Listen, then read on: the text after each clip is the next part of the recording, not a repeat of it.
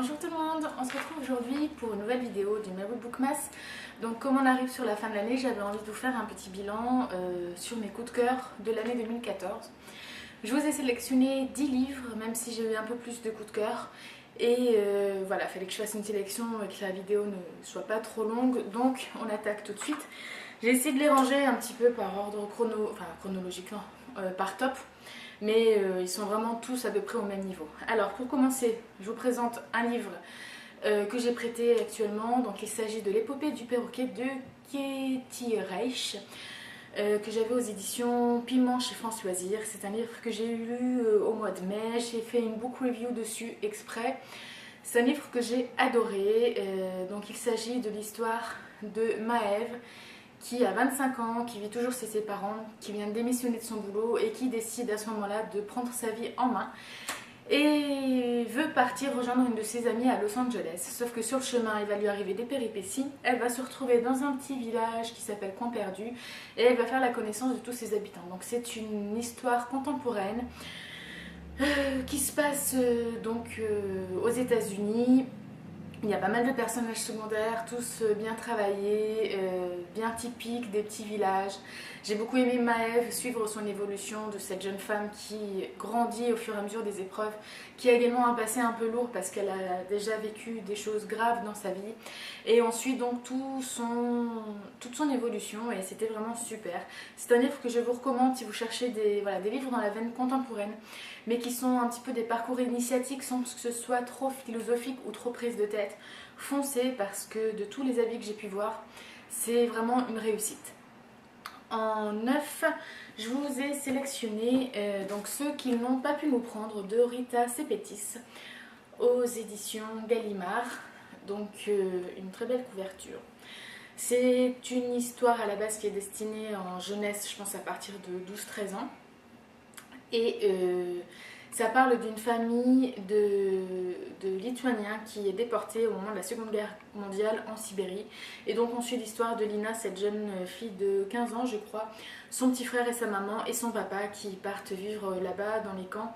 Et on suit un petit peu tout ce qu'ils ont vécu. Alors c'est du fictif mais inspiré de faits réels puisque je crois que le grand-père de Rita Sepetys était un déporté. Et c'est un livre que je recommande à tout le monde, que je recommande même au niveau du programme scolaire parce que c'est une partie de l'histoire dont on connaît peu de choses. On est surtout focalisé sur l'Allemagne, sur les Juifs, les Tziganes, mais très peu sur les peuples de l'Est, Lituanie, Estonie. Et du coup, c'est un livre qui apporte énormément au niveau de la connaissance de l'histoire avec un grand H, au niveau de ce qu'ils ont vécu et de comment se passait le gouvernement russe à cette époque. Donc un très beau livre, très poignant, qui m'a beaucoup fait pleurer, je ne vous le cache pas, mais qu'il faut absolument lire dans sa vie.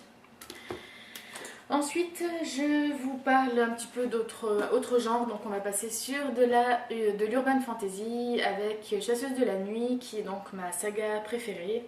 Je ne sais pas si je dois encore vous le présenter, le tome 7 est sorti cette année, donc c'est pour ça que je vous en parle.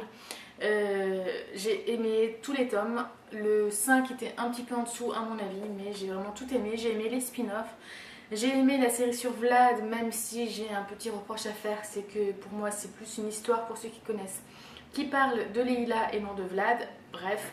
Mais sinon, Chasseuse de la nuit, Kat et Bones, c'est mes personnages préférés, c'est mon couple préféré, ils m'ont fait rêver, ils m'ont fait m'évader et j'aime toutes leurs histoires, leurs péripéties. J'ai très hâte de relire la saga quand j'aurai l'occasion. Ensuite, je vais vous parler de fantasy et vous présenter la trilogie de Brandon Sanderson, Fils des brumes, au livre de poche, que j'ai adoré. Je l'ai commencé avec Corée en fin d'année 2013 et on a très vite voulu lire les tomes 2 et 3.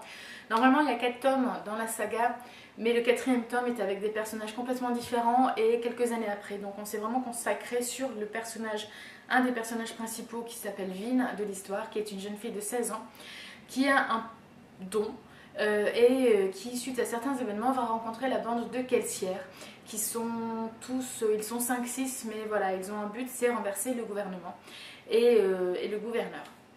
Donc en fait, ce qui est génial avec Brandon Sanderson, c'est qu'il construit un univers très riche,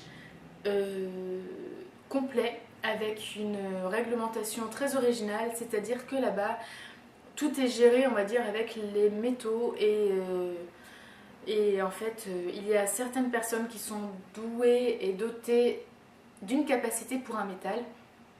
Donc, par exemple, certains vont pouvoir maîtriser, je ne sais plus, le fer qui va leur permettre de faire des super bonds, de s'envoler, de retomber, enfin je sais plus bien, ça fait quand même, voilà, j'ai lu beaucoup de livres entre deux et c'est assez complexe à ce niveau-là, donc il faut vraiment rentrer dans l'univers et dans l'histoire pour prendre toutes les subtilités au niveau des métaux.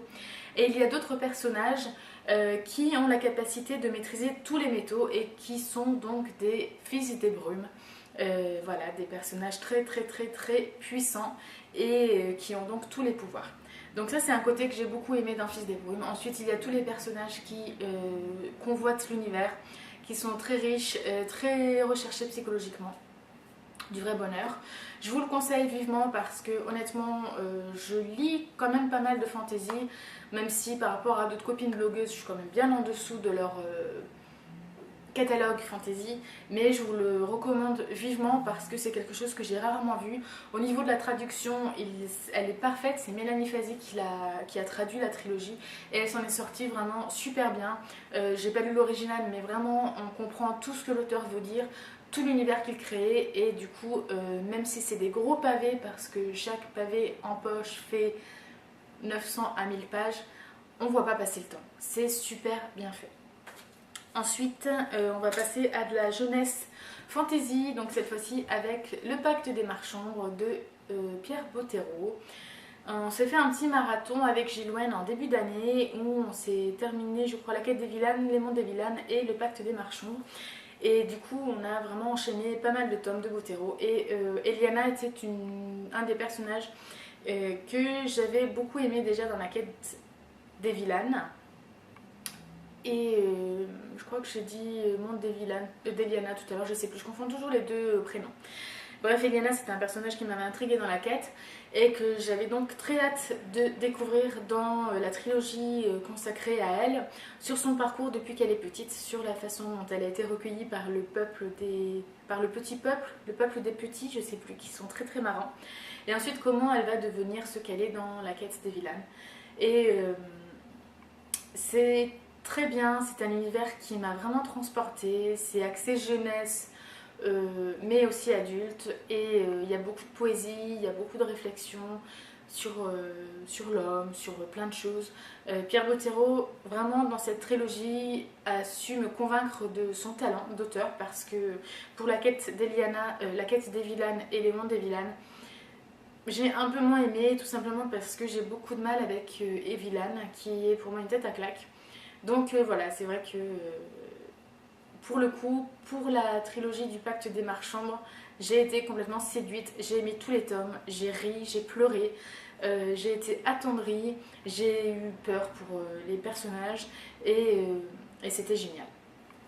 Ensuite, je vous parle en position 5, je vous ai mis donc une autre trilogie, j'ai lu beaucoup de sagas. Le Puits des Mémoires, donc je vous en ai brièvement parlé, je crois, dans mon tag du book classique Christmas Tag. Donc c'est de Gabriel Katz aux éditions Scrinéo, une saga fantasy qui raconte l'histoire de trois hommes amnésiques qui se réveillent dans un chariot en plein milieu de nulle part et qui vont devoir remonter sur leurs traces pour savoir qui ils sont, ce qu'ils font, pourquoi ils sont là. Et on rentre dans un univers fantasy très bien construit également, très accessible. À la base c'est de la fantasy adulte, mais l'auteur s'est très vite rendu compte qu'elle avait aussi touché beaucoup de public jeune parce que c'est très simple à comprendre et c'est génial.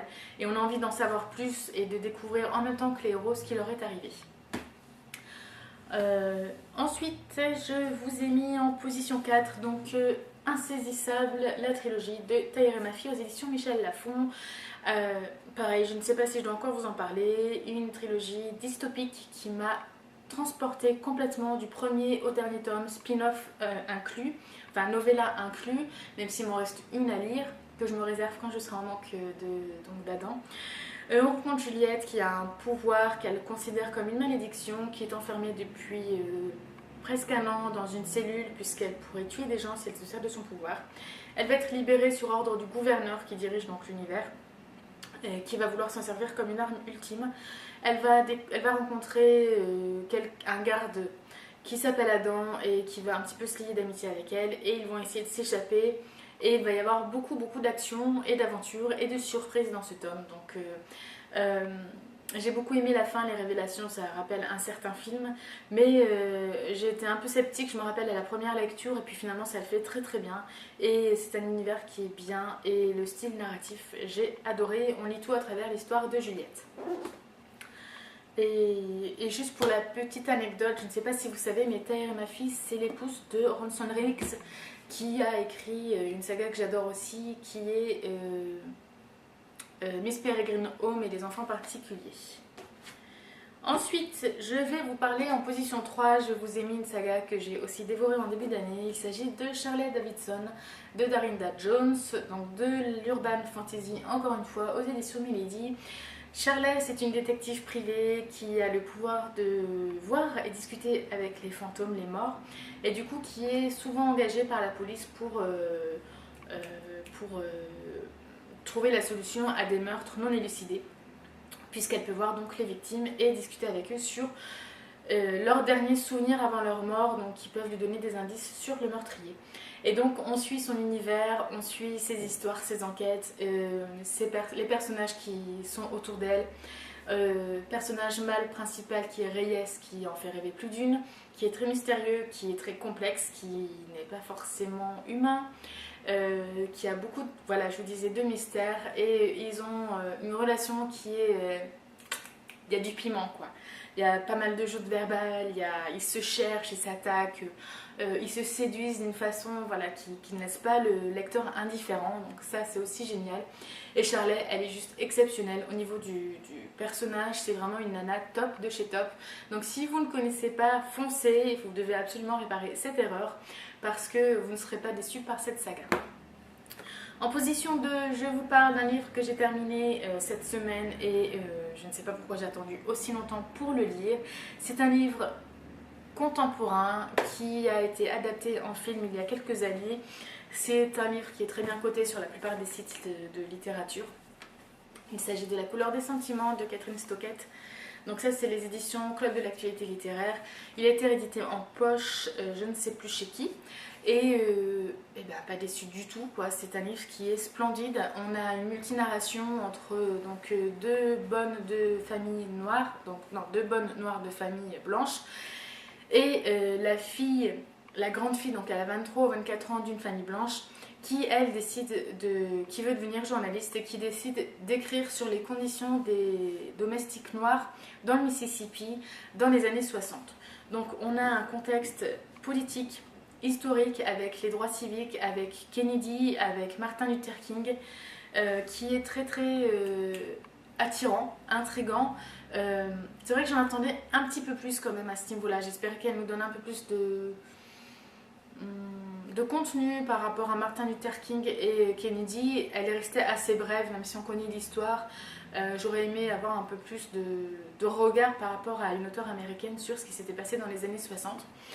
Et c'est une histoire d'amitié entre ces trois femmes, et notamment ces deux femmes noires qui osent dépasser leur peur et dire un petit peu ce qu'elles ont vécu au sein de toutes les familles avec qui elles ont travaillé. Sachant que à ce moment-là, Jackson, c'est encore et toujours une ville qui a un taux de délinquance et de criminalité très élevé. Et du coup, voilà, l'auteur n'y va pas non plus par tous les chemins, donc elle n'hésite pas à montrer les violences qu'il y a là-bas. Je ne sais pas encore trop quoi vous dire, j'ai pas encore écrit ma chronique, mais il faut lire ce livre. Il m'a captivée vraiment à fond. C'est rare qu'un livre m'enferme autant dans une bulle. Dès que je le lisais, j'oubliais tout le contexte, j'oubliais tout le cadre dans lequel j'étais, mon décor de chez moi, ou dans le bus, ou dans le métro. Enfin voilà, j'étais vraiment à fond dans leur monde, et j'étais transportée à Jackson, Mississippi. Et j'ai été très très très très émue par certains événements, par certains personnages, par certaines histoires. Et si vous ne l'avez pas encore lu, allez-y, c'est une valeur sûre. Enfin, mon coup de cœur monumental de l'année, la grosse claque que je me suis prise, je vous l'annonce enfin, c'est Aristotle and Dante Discover the Secret of the Universe de Benjamin Aldir Sáenz. que j'ai lu en VO, on ne sait plus chez quel éditeur, qui sortira normalement en 2015 chez Pocket Jeunesse. Je sais qu'on est nombreux à l'avoir lu sur la blogo française, que tout le monde quasiment a eu un coup de cœur. Ce livre, il est bouleversant. Moi, il m'a bouleversée, vraiment, je m'y attendais pas. À la base, on découvre deux jeunes garçons qui ont 15 ans. L'un est très solitaire. Il a du mal avec sa famille. Son père sort de la guerre de Corée. Il est assez renfermé. Son frère, qui est plus âgé que lui, est en prison. Et Harry ne sait pas pourquoi. Et voilà, il a des sœurs jumelles qui voient très peu. Et il est, voilà, je vous dis, très solitaire. À côté de ça, on a Dante, qui est quelqu'un qui est très aimant, qui est très proche de ses parents, qui est fils unique et qui aime la philosophie et la poésie. Et ils vont se rencontrer, voilà, sur un concours de circonstances dans un centre nautique. Et ils vont se lier d'amitié et en fait on va suivre leur amitié, comment ça va évoluer. Au début je me disais mais comment l'auteur va faire pour captiver son public par rapport à une histoire d'amitié entre deux garçons de 15 ans. Et ben il a réussi à merveille. Il vous envoie des bombes par moments en pleine lecture, vous les prenez en pleine tête. Et là, bah, moi j'étais complètement dévastée. Je sais pas pourquoi, mais ça m'a autant remué. C'était vraiment quelque chose de très bouleversant. J'ai pas d'autres mots qui me viennent. Et en même temps, il y a beaucoup de poésie, il y a beaucoup de tendresse. C'est super beau. Lisez-le. Je peux pas vous dire autrement, mais lisez-le dès qu'il sort chez Pocket Jeunesse. Si vous ne lisez pas en VO, foncez. Allez-y, franchement, vous ne serez pas déçus. Ceux qui lisent en VO, qui soient débutants ou experts, donc ça c'est bon. Débutants, n'ayez aucune crainte, il y a beaucoup de dialogues. C'est un roman jeunesse, c'est très facile à comprendre, il n'y a pas de vocabulaire difficile, c'est vraiment accessible. Et voilà, c'est un livre vraiment qui m'a transcendée. Qu'est-ce que je peux vous dire d'autre sur Harry et Dante sans vous spoiler? Pas grand chose, c'est juste que faut le lire. Je me répète, hein, mais je peux pas vous dire d'autre chose. Allez-y et vous serez vraiment pas déçus. Voilà. Donc c'est fini pour mon top 10 de mes coups de cœur 2014. J'espère que ce petit top vous aura plu. J'avais rien préparé avant, donc je vous ai vraiment dit de souvenir ce que j'avais, donc je m'excuse si j'ai fait quelques répétitions ou quoi selon les livres.